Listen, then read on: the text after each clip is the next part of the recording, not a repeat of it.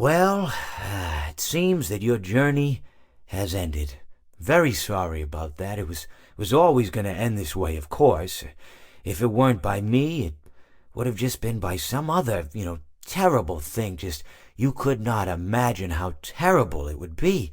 Just, I get scared thinking about it. I'm glad it's not me. It reminds me of a time I was speaking to my good friend Orville. We were we were sitting on a park bench watching the pigeons. I was on the left, he was on the... Oh, wait, was I on the right or left?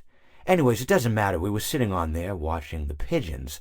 And I said to Orville, "Friend, those birds are frozen." And he kind of looked at me like I'd lost my mind. But I reminded him that it was winter, and often birds will sit in a tree until they freeze.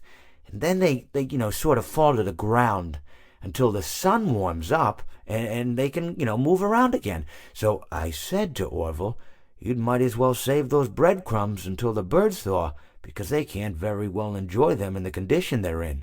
To which he asked what I meant, and asking what condition the crumbs should be in before he threw them to the birds, assuming that I meant the birds couldn't enjoy the breadcrumbs in the condition that the crumbs were in, when in fact I had meant the birds could not enjoy them in the condition that the birds were in, considering that the birds were frozen.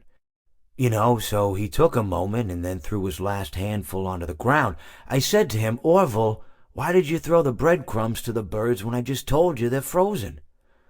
To which he responded, "The breadcrumbs are not frozen." Again, misunderstanding my words. I didn't mean to say that the breadcrumbs were frozen when I said I told you they're frozen. I'd been referring to the birds.